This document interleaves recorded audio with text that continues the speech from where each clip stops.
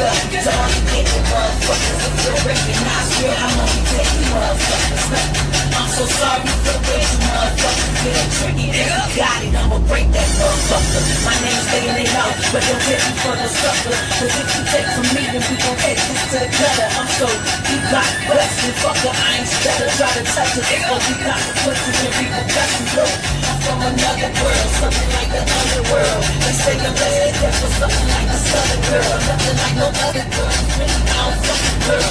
Okay, you didn't know I'm not the one to fucking girl.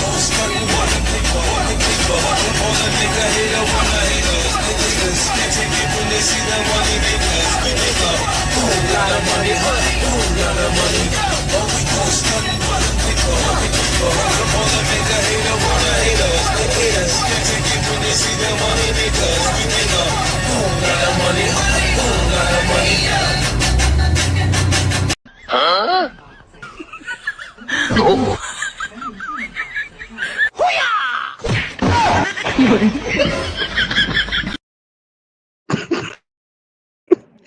What's up, y'all? What's up? What's up? I just got finished doing my pre-trip, so I want to take a couple minutes to tell y'all a little something I done found out about trucking. Share some of my experiences on this first run. Everything I can't put up here, but some things we can. Peace, live, and learn. So check this out, y'all. They tried to get me this weekend. All right. So some of you guys may not know about trucking too much about it, right? And I thought I knew some shit about trucking. I find out there's some stuff I didn't know about some of the stuff that they do and how they do it. But let me start out by saying that uh, not trusting folks is a good thing, okay? Because it kind of lets you see some of the things that might be behind what people do. All right. Peace, 7 grams. Yeah, 7 grams. I saw you share my stuff. I had to bring it down. I didn't know who you were sharing it with. So, but anyway, not trusting people is a good thing. Let me share something, and I hope you guys catch all of this, right? So, I have a tractor. I don't have a trailer. I figured I'd pull other people's trailers around the country, drop and hook, and then I found out about this thing called a loadout trailer. And that was the first thing out the box. I need a load, but I don't have a trailer. Oh, we have loadout trailers. Now, you can rent these trailers, you can lease these trailers, but you got to have a commercial address for some of them. But some of these companies, they let you use their trailer, and they need to get a trailer from, let's say, one location to another location. It's empty. They don't pay you. You can load, you can book loads on that trailer, but at the end of that contract, a week to 10 days, you have to have that trailer in the location, to the location that you booked it for, the destination, right? So my first one, it was beautiful. I mean, we had some challenges because it was the first week out, but it was beautiful. It was a good trailer, um, reputable company. We were able to make some money off of it. It didn't tear up, all of this stuff. Well, when we dropped that trailer, on the day we dropped that trailer, we had to get another trailer to be able to pick up a load. It's a good paying load. We lost the load, of course, and I think I might have told you guys about this. Yeah, I did tell y'all about the trailer, with the K rails in it. And this is the trailer in question. Okay. Some funny shit happened on yesterday or a day before, whichever fucking day that was. So, you get the trailer back to the destination. So we got the trailer back to the destination. We picked up this other trailer, the one I told y'all about, and we've been running around the country. Scorpio kicked in and said, I'm not going the way y'all want me to go because y'all trying to play me, and I went in the opposite direction. But I still had to get this trailer back to a location. And I'm not going to mention the location, but if you listen very closely, you might understand where the location is. Okay. So the trailer was supposed to be back on Thursday. We weren't going to make it. We didn't get it back until Sunday, and I ended up deadheading like 400 miles to get it back there so I could get this trailer off of me. This trailer was supposed to be, the last thing I heard about this trailer was they had to get it back because there was a customs load coming through. Okay, now that's major. It's a custom loads. It's coming across the border. All right. So here's the deal. This driver's supposed to meet me, and 3 days, 3 days before I was supposed to get it there, I told him we'll be in Dallas. The driver's supposed to call me. Driver doesn't call. And at one point, it was the driver's going to meet you. Okay, cool. I might not have to go all the way back to the destination. And the driver's going to call you. Well, the driver never called. And then it became I had to take the trailer all the way to the location, but they were supposed to be open on the weekend to receive this trailer. Okay. So I get my ass down here, and I get down here on a Sunday. They're supposed to be open to give me a proof of delivery slip to say that the trailer was turned in. Now, mind you, when you pick up the trailer, you take pictures, and when you deliver the trailer, you take pictures so that no damages will come back on you. All right. So we get the trailer down there. The gates open, nobody's there. Hold the phone right there for a minute. I didn't mention that on the load coming down to Dallas, somebody broke into my trailer. Okay. Never had this happen before. In 25 years, I've never had anybody break into my trailer. So they broke into my trailer, but the stuff that they disrupted, they didn't take anything. It was worth $2. Okay. The receiver said, we're not even worried about that because if they did take anything, it was worth $2.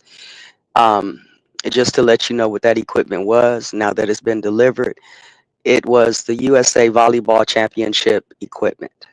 Okay. And they were medals and awards, the box that they had gotten into. They didn't take anything. All right. But instead of breaking the seal, instead of breaking the lock, they broke the metal on the latch. They cut it with a grinder, you can tell.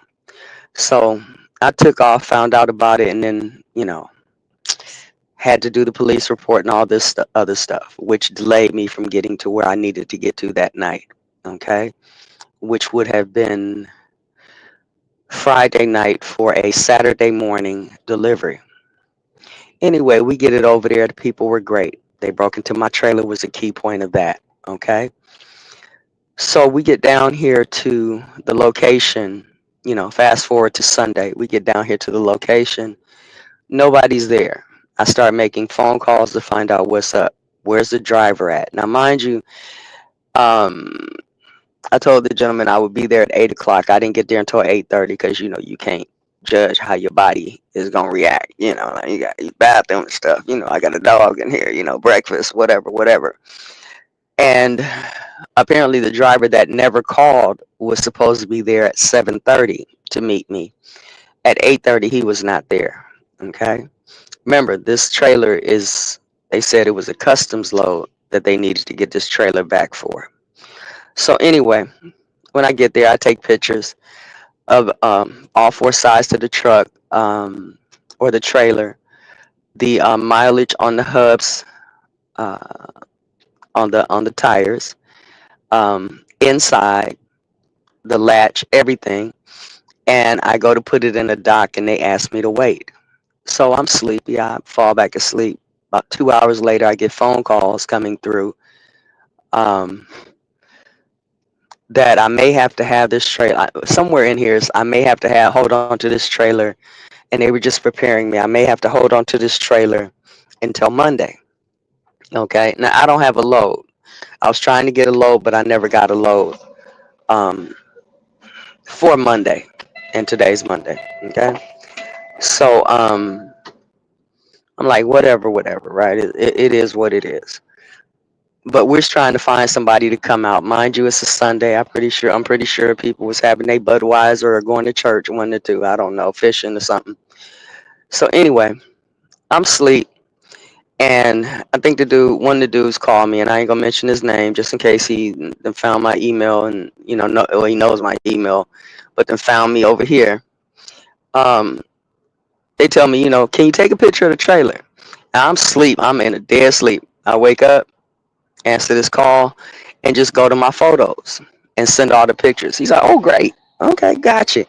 Because I already did that, right? All right.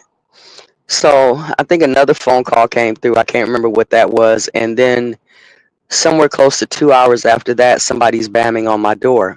And what they tell me is they're not receiving any equipment today and they have to lock the gate and I need to leave. Well, I'm already disconnected from the trailer waiting on a person to show up so we can exchange, documents and I can get off this equipment, right? Okay. So I immediately called the person who I've been dealing with for about 10 days with this trailer. Me and him got into it, okay? And tell him what's going on. And it's like, I'm already disconnected from the trailer. They're getting ready to lock the gate, so the trailer should be able to stay here and I should be released from this on this trailer. Well, hold on, let me find out and let me this and let me that. And then so I was like, okay, hey, I'm going to leave without that trailer. Okay, I'm not dragging that trailer around this city because I can't stand that city. Um, so we're going to get this proof of delivery done. So the gentleman that's there's two gentlemen there, one that was bamming on my door and the other one that pulled up in the car. I asked him if he would sign the proof of delivery.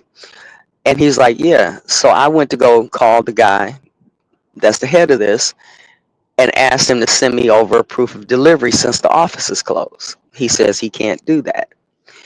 But to hold on and wait and this, that, and the other.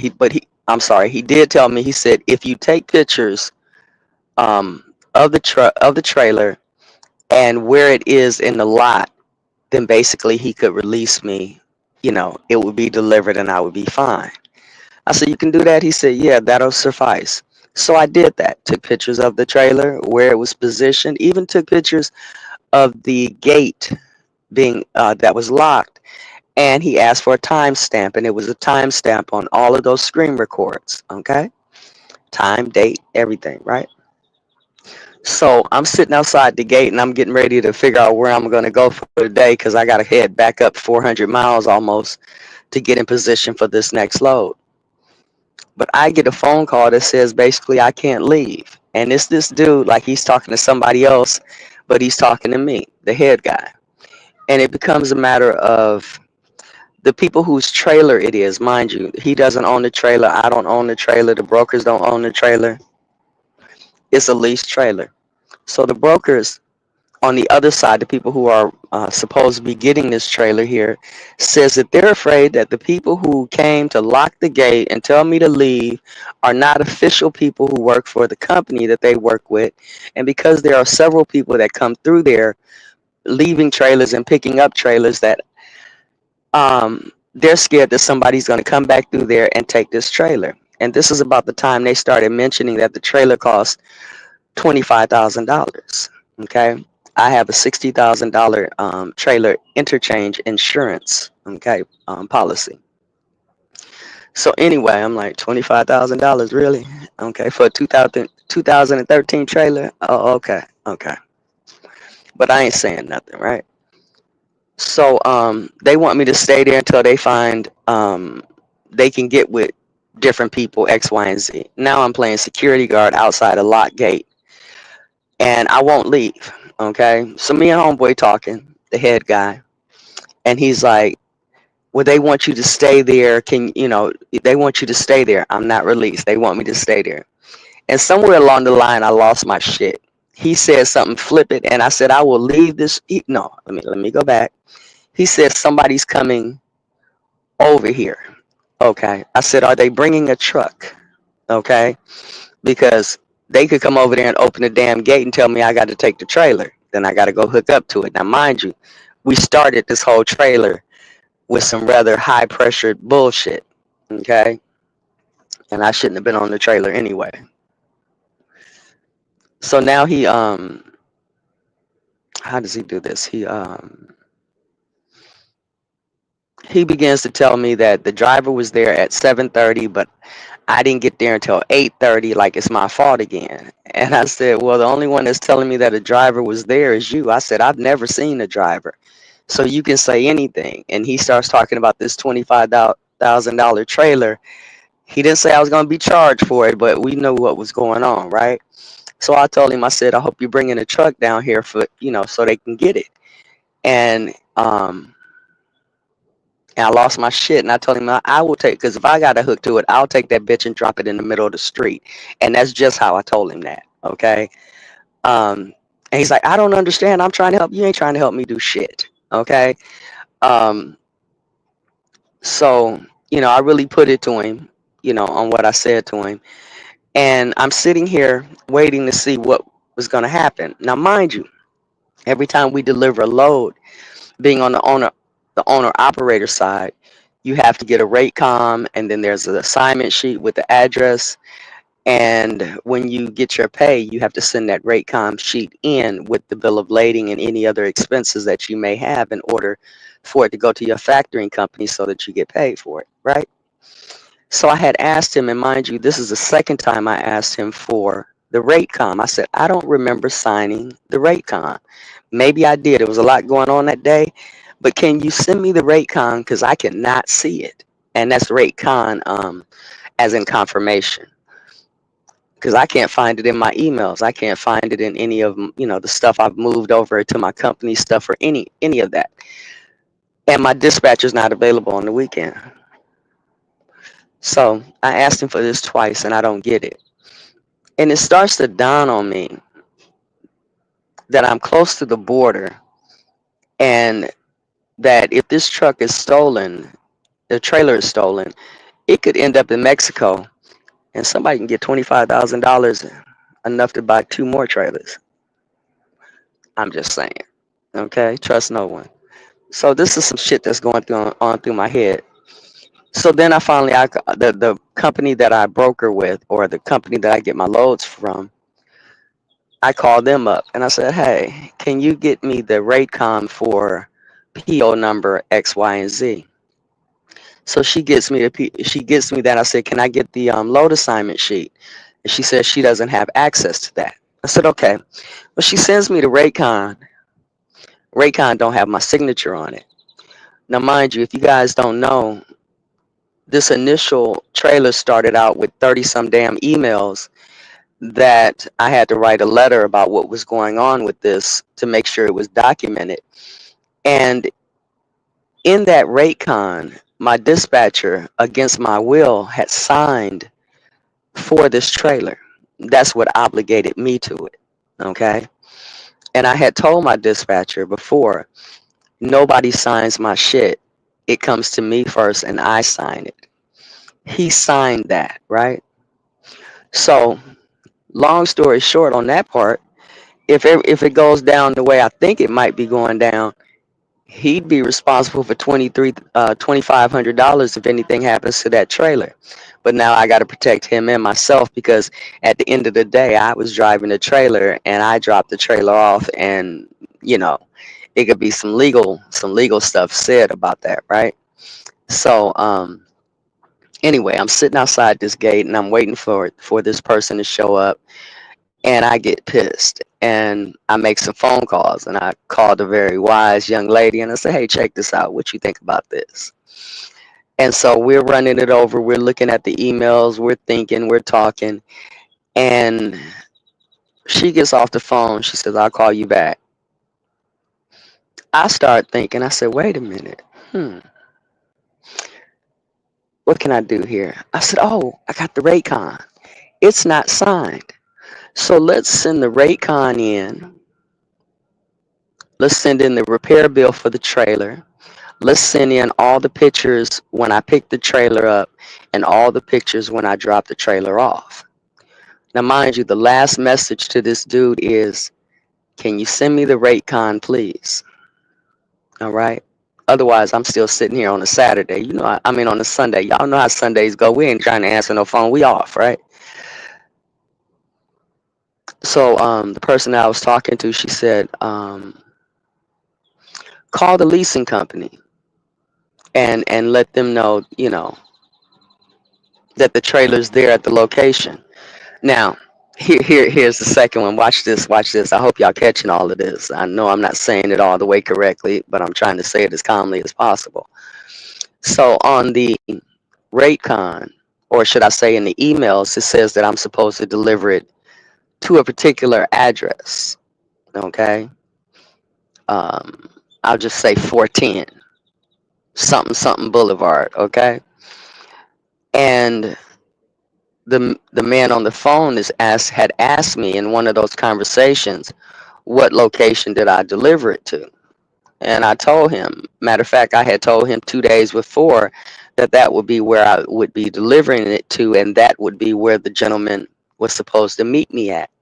But now he begins to say that I was supposed to drop this trailer per the load assignment sheet that I never got on World Trade Boulevard, somewhere on World Trade Boulevard. I said, I have no idea of that address, and that's why we're asking for the load assignment and the Raycon, because the load assignment has the address on it.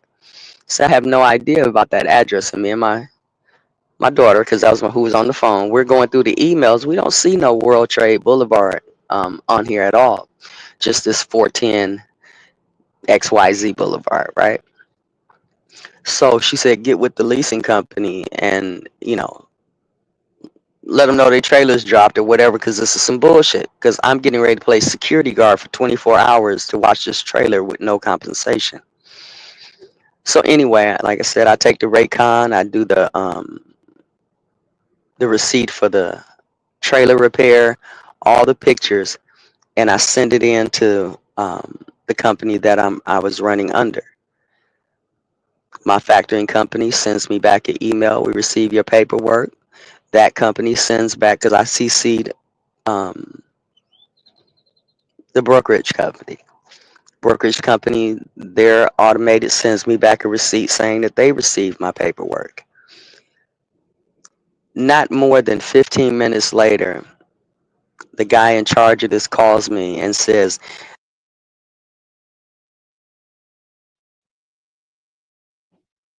you're calling in, so I'm gonna have to get off of here.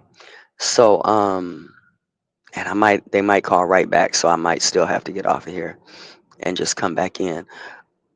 So the number one guy ends up saying, you're released from the trailer. We got everything worked out. Ain't shit changed. The trailer's still inside the gate. Nobody showed up to pick up the trailer or any of that. They still haven't said whether or not these people who showed up to lock the gate work for their company or not. Nobody can find the driver, because I asked that. I said, why can't anybody find the driver? Like homeboy asked me if he feels like it's his fault that I'm playing security guard, and he's he made this a fiasco. I said, yes, I am playing security guard. Yes, you did make this a fiasco. But where's the driver at? Why can't anybody find the driver? Because if he should still be around here somewhere. So anyway, no response. Um, but anyway, homeboy releases me off the trailer after I send the Raycom and it's put into higher hands, if you would. Hey, Cuddy. He releases me off the trailer. Okay. Because it's no longer in his hands. It's above his pay grade now. But when I say this is a word on trucking,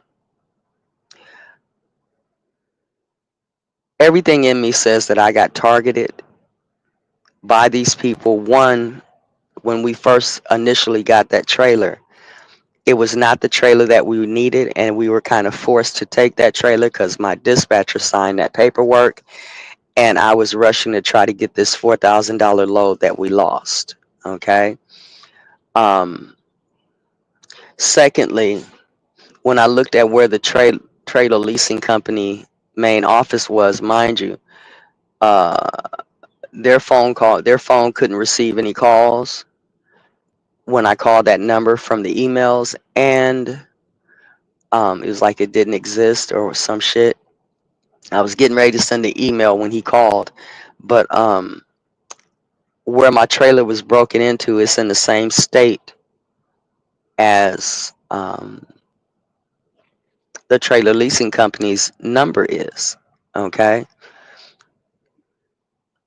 A friend of mine, when I was talking to her about this, she said, you think they had somebody breaking that trailer? I said, it was a fleeting thought, but I didn't, you know, I put it past them. But I still kind of was like, it's possible. And the reason why I say that is because we were doing the USA Volleyball Championships equipment, bringing it down to the convention center, and there were seven trucks that loaded from our location.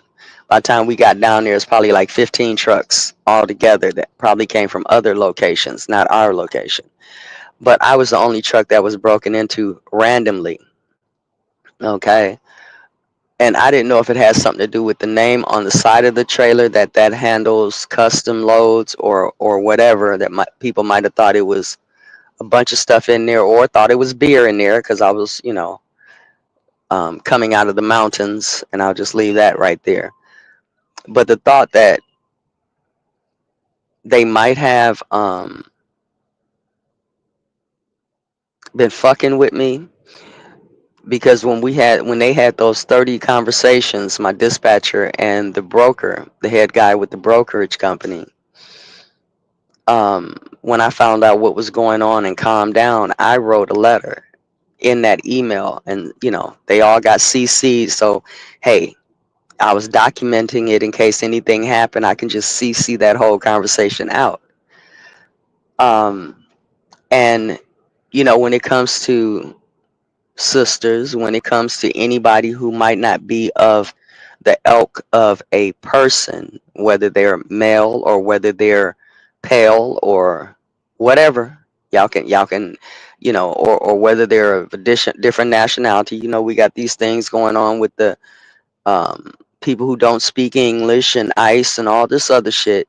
Everybody got their little prejudices and stuff. It's very much possible that they were trying to target me because I was new on this side, and also trying to attack my insurance because had they hit my insurance, imagine what would have happened. But let me mention another thing, and I'll mention this to the folks that's in the room and probably anybody else who comes rolling around here. But also, not only did the trailer get broken into, but this guy would call me almost every day to find out where the trailer was, what load we were on, because I refused to take any of his loads. Instead of going east, I went west because I didn't trust him. I thought I was being set up from the very beginning. So he would call me every day. And when the trailer got broken into, mind you, I had to call everybody. I had to call cargo, the broker on the load. They had to call the customer. We had to do an incident report. Just all kind of things happened to be done. And then in one of those conversations of talking about the trailer being broken into, one of the people that called me, I'm just going to say his name was Matt. And I said, Matt as in Matthew X, Y, and Z. He said, no, just Matt, two different people. So, so, um, he was like, "You want me to talk? I'll talk to Matt." He said, "Matthew." He said, "I'll talk to him." He said, "You want me to talk to him?" I said, "Well, I was going to call him next as far as the trailer was concerned." He said, "I'll talk to him." So he talked to him, but Matthew ended up calling me right after that, finding out what was going on and about where the trailer was and what happened. And what happened also in the interim of this, right in this window of time, which is Friday, they put a flag on my MC number at the company that I broker with because of the break-in, which meant that we couldn't get any loads. So, and I found that out from one of the dispatchers um, around that time because I was doing a lot of stuff at that same time.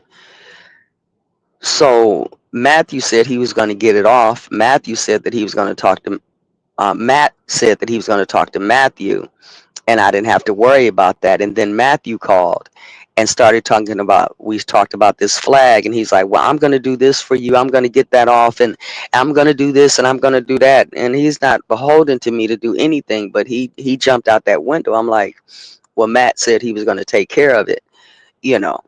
Um, so anyway, he got the flag off. He says he got the flag off, or should I say he said Matthew got the flag off or some shit like that. So no flags on my MC. Right after this conversation, I told y'all there was 2 states at least that you have to buy permits for because they don't participate in the IFTA. I was going through one of them states, just a small portion of it, and lo and behold, they pulled me into the scales and decided to do a level 3 inspection. Let's just say I wasn't good, okay? But the gentleman that was there, he ended up telling me, he said, I'm not going to ding you for this. He said, if it was just a driver situation, you're just a driver, then that would affect your CSA scores. But because you're a motor carrier and you're just starting out, it's going to hit you real hard. I mean, almost to the point of I might have to go get another MC just to keep moving. That kind of hard because of the ding on my audit phase. Okay. And so he didn't give me a ticket. He didn't ticket me for anything. He just said don't do it again. Okay. I misread the time. I'll just put it like that. And so I didn't get that ticket. Matthew called after that and asked me if I was okay. If everything.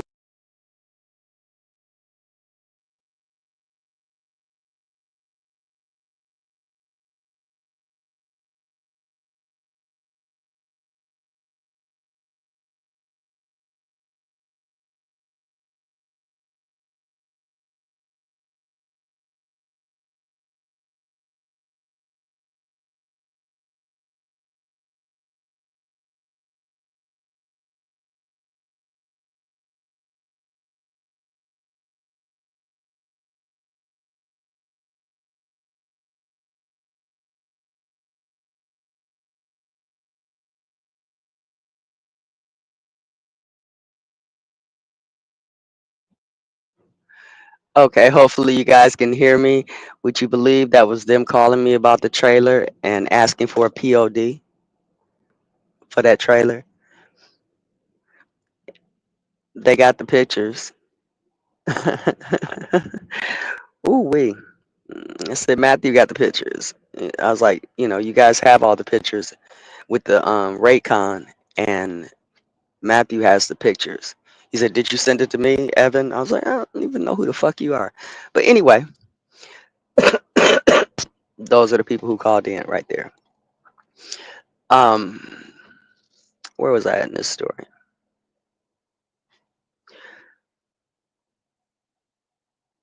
Basically, I think that I was targeted. Okay. From jump said go, but I don't put it past people who are in the business to set up shit to just fuck with you. I mean, I know it's a stretch to say they had somebody break in that trailer and not steal anything to cause me problems. I know it's a stretch to say um, it's a truck coming down at the station, going through the inspection station, put a little word out, especially when you've been in the business the most. And then even that last part could have been a setup to get that trailer across the border, if you would, and then have it charged back to my insurance. So this is just a word on trucking. If anybody's out there, cover your ass. Okay? Document everything and don't put up with no bullshit from people. Like I said, one of the things that I noticed that Matthew had did was a tactic that I see the brothers do up here all the time. That when you're talking, they cut you off. They don't let you complete your statement. They throw random shit out here to throw you off your game and take you in another direction. I saw that from Jump Street. You know, I'll take it this way for those of you who are listening. They say with women, and y'all got to cross the references here. They say with women, and it might be the same with men, that within the first 6 minutes of running into a brother, you know whether or not you're going to sleep with him. I know as being a woman that there were times in relationships where I saw a red flag in my younger days and ignored it. Oh, I'm confused. You know how people like to call us all kinds of things as women, this, that, and the other. Um, and I'm confused because, you know, it's a big old world and I ain't been out in the big old world and I'm young and all of this. and I didn't follow my first mind. Well, even this time, I didn't follow my first mind because I should have left that trailer when I disconnected from it for the first time. I should have left it right where the fuck it was. Okay, but I saw the red flag from Jump Street, and that's kind of what kept me on guard. And the fact that, me as a truck driver, when I see younger truck drivers out here and they're excited about their career and what they're going to do, and they got all this equipment and all this speed and power, they want to be super truck drivers because that's the illusion or the standard of trucking that has been the image of trucking that has been put out here. And my sister she's an old school outlaw truck driver, so I get it. Okay, I like them big pipes and that going down the road. I like that shit. But I tell these young ones when I see them out here, don't be out here trying to be a super truck driver. Okay, one of the things they talk about, we have an acronym for the word goal. Goal, GOAL. Get out and look. You know, older truck drivers like myself, my sister, sometimes we don't have to do that. We know where the positioning is and we do what we need to do. Some of the other ones, you don't want to be embarrassed because it takes you so long to back into a spot. So you try to do it, and if you would have just got out and looked on that blind side, you wouldn't hit that truck over there that you thought you had. I thought I had room. I thought I was somewhere else. Um, so a lot of young truck drivers will come out here trying to be super truck drivers, and I tell them, don't be no super truck driver. You know, there are, like, when I was getting my tires replaced, there was one dude. He talked about how much money he made. Made a lot of money, and it wasn't legal. Okay, but old school truck drivers know the two logbooks, running two logbooks and all that shit, or tearing out pages, or whatever the case is. And I came into the game later. It's like, no, I want to learn my craft. I want to learn it the way it's supposed to be done. Because when it comes to me making a mistake or just doing too fucking much, I don't want to be responsible for nobody's life, running them over because I was sleepy. Um, or even the situation where, some of the older truck drivers did speed and Mountain Dew back in the day to stay woke. Okay. I don't want to be that person, never did. And so just the fact that I try to keep my shit clean, um, it helps, to be honest, to be forthright, all of that, because I want to be somebody that you can depend on to do the right thing rather than trying to cover up doing the wrong thing. Because out here in this industry, they will throw the driver under the bus regularly and often. And now I'm the driver and the owner and the operator, if you would. And I can't afford to have either one of those three thrown under the bus, especially when we're talking money. Okay. And the money I'm talking about is $25,000 for a 2013 trailer that they would have tried to put a claim against me on, which would have caused me problems because I would have had a claim on me going to other people while I'm in my initial phase of being a motor carrier operator. So this is just a word about trucking. I think this was a setup, especially at the last end, because like I told the brother or the man, I said, it's already a truck that's down here that's broken into. He had his curtains closed. They busted his side window. And it's just sitting back there because ain't nobody down there. And it's a place that I hate going to. It's a couple of places. If I can't get in and come out, I don't really want to be there. And that was one of the spots. This is one of the spots where when I ran for a company whose truck only ran 62 miles per hour, and I'm shooting down the highway in a 62 mile per hour truck, this brother came rolling past, and he was kicking it like I be kicking it now, like I kick it now. And when he looked over and saw me, he slowed down. He jumped in front of me. He got on the CB, and now I got to talk to this bitch, okay? And I got to be cordial enough to talk to him, if you would. But now he's talking about, I'm gonna stick with you because if I stick with you, I ain't gonna get no ticket. Well, at 75 miles per hour going down the highway, you ain't gonna get no ticket either. Okay. But he stayed with me that whole time. And it got to the point where he would get behind me, and my truck was slow as shit. I wouldn't want to be behind nobody doing 62 if my truck does 75, okay? Or 70. Wouldn't want to do it. But we were going to a place where we knew it was like being trapped in a corner. You can't go anywhere once you get down here because you're not going over to Mexico, okay? And so he stayed with me, and I was like, I gotta shake this nigga, but I can't speed up and shake him. So I just got slower and slower, let him, you know, go around because at some point he's not gonna want to go that slow. He got in front, and then when I saw my opportunity to get off the exit after he passed it, I got off the exit. And he's like, "Hey, where you going?" Da da da da. I got to go to the restroom. Sorry, blah blah blah. Okay, but you get targeted, and I also think that that was, like I said, what I discussed today. I hope you guys understood it. I think it was me getting targeted for them to try to get a free trailer out of my ass. Okay, which that's some fucked up shit because that would have destroyed my whole business, my livelihood, and everything because I wouldn't be able to run this truck. I'd been sitting home trying to scramble to find a new setup, if you would. So I just wanted to share this with you guys, share it with other people who you might know that's going into trucking to cover your ass. Okay. You know, I did talk to one of my truck driving brothers, and they said when he said I've dropped him in the middle of the street before and called the police. They asked me to move it. I said I'm not moving it, but it's in the middle of the street. You know, and for me to say I'll drop this bitch in the middle of the street, just I didn't even think about it. I just went the fuck off. Um, I was right on point for what I should have done.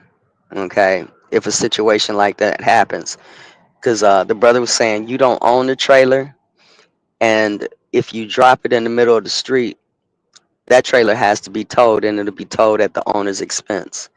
So that was a good little thing to find out right there. Not that I want to drop anybody's trailer in the middle of the street. The biggest thing what would have been for me on the outtake of this in hindsight is to never hook back up to that trailer. Since I had already been freed from it, I already had the pictures to show that the gate was locked, that it was secure, that it was not damaged, and the phone calls. Because even the dude that called me, he was like, "Well, did you receive a phone call from this number?" And it was the trailer leasing company around. And he was like, "Around this time." I said, "I don't think so." And it's the time that I was asleep when I talked about the first phone calls coming through. And so I looked back in my messages, and there was no prefix of the number that he had said. So I don't know if he told them to call, because that could have said, well, we told her anything. Just like I said, you're the only one that's talking about a driver was here at 7:30. I don't know any of that. I'm just taking your word for it that there was a driver, but I ain't seen no driver, and you can't produce one now. Where is the damn driver? you know for this customs load that they were talking about. Yeah, custom my ass. Take that bitch over to Mexico and customize that motherfucker.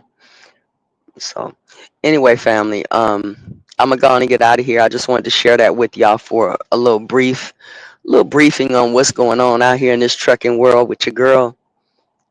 We trying to make it back to Cali right now, and we gonna do some readjustment. I'm gonna send out a whole bunch of emails to see if we can expedite this process, because being new, it's only a couple brokers that'll work with me, and I kind of like this setup where I'm at. Um, but when you got shit like this going on, there was a load that was bringing me right back home, and they wouldn't let me have it. They kept hoeing and humming about the shipper being 36 hours behind and then 18 hours behind, and the load is no longer available. Oh, the load's back on the board. Oh, I don't know. Ooh, all this bullshit. And that could have something to do with this homeboy as well, with this brother as well. Because I read him the riot act in that letter. Okay. I put all the business out there in case it had to go to court or go up the ladder, if you would, up the chain of command. Um, so if you got anybody in trucking on any level, cover your ass. Okay.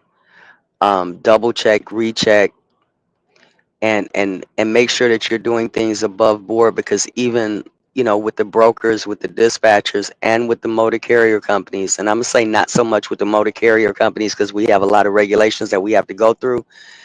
um, some of the brokers, they may have lost their standing. Some of the dispatchers may not be official. Okay, they just want that little bit of money that they can get, and fuck what you got to go through if you going through it, because you book a load, there's money available that you can pull off that load immediately. And some of them brokers used to snatch that money. Some of them owner operators used to snatch that money off the top. Um, you know, it's a bad market out here. It's a fucked up ass industry on some ends, but I still love this business. Okay, I just got to get it to roll right. I like when it's rolling right. I don't like all these banging of gears and shit. When it comes to getting this truck down the road from point A, point B, and on to the next thing. So, family, I'm gonna get out of here. I hope that was worth your time today. Thank you for coming by and stopping by, and listening to what I had to say here. I'd rather talk about this shit than that shit that's going on over there. I'm trying to stay out of that because y'all still look funny as hell. You look funny as fuck. Okay, so I'll put it like this. Since I did mention that, people talk about synchronicity and that we are sentient beings and that type of stuff, right? And one thing I noticed many years ago, that if I planted a seed and was growing something in my little vegetable patch or flower garden or whatever, that as those flowers grew, things in my life grew. If those flowers or plants got damaged, there was something in my life that was damaged. It's kind of like what they said many years ago, that the things that you need for your health is growing around you if you pay attention. And this was dealing with the moringa, that the earth provides what you need in your environment. We just don't go out there and look. Okay. So, this type of synchronicity, from what I'm seeing y'all go through with these channels, panels, and chats, only made me look at what I'm looking at, not with naive eyes, but with some bullshit in the works. Okay. Because of the synchronicity, um, of this environment that we work in. Okay. That we live in, that we exist in. The reverberation of energy, if you would. Okay. So if you sitting up here and it's bitch, bitch, nigga, nigga, fuck, fuck, scam, scam, dot, dot, whatever, whatever, there's a lot of other things that are going on in your life and around you that you need to pay attention to, because that ain't the first time that you heard that. Might not have said it the same way in other situations, but it is in your environment. Okay. So all this bullshit that I was going through, I can look right over here at our so-called community and go, yeah, the devil's in the details. Okay. What you say, when in chaos, you cannot see the synchronicity of what's important in life. Yeah. Yeah. And that's one of the reasons for it happening, because it was chaos when I picked that trailer up and I didn't catch everything that was going on because it was such a rush and chaotic, as you said. Um, and I was about to lose my shit. It was like, I will drop this. I was gonna leave the trailer right there, take it back in, whatever, whatever. But I took it, and like my sister was saying on this one, she said, "You're getting all the lessons right up front as far as this is concerned." But I held my shit. Okay, I held my shit. Okay, I stood my ground, and That's a good thing. But y'all, I gotta go pick up this other load. Yeah, I gotta pick up this other load and try to get my ass home. Okay. I had an option of taking a drop and hook loadout trailer. And what that would be, let me say that real quick, is I pick up a load that's already loaded in a trailer. I take it to a location and deliver it. Then I can put my own freight. I can book my own freight for that trailer, and the trailer has to be back to its original location in 7 days. It was going right where I needed to go. The only problem is by the time I got over there, I would only have a day and a half to 2 days off before I had to book that trailer and get it back out here to Texas. I'm gonna put it out in the atmosphere. I need a situation in the reverse. I need to pick up a trailer in California, a loadout trailer in California that has to go somewhere, can be loaded with other freight, and then has to be back in California in 7 days. That's what I'm looking for. I'll let y'all know when I find it. Family, this is your girl Navi. I'm gonna go on and get out of here, get to work. Y'all have a great day today, and grow the fuck up. Okay? All right. Talk to y'all later. Let me find this outro. Y'all know how we go out of this biatch. Thank y'all for showing up.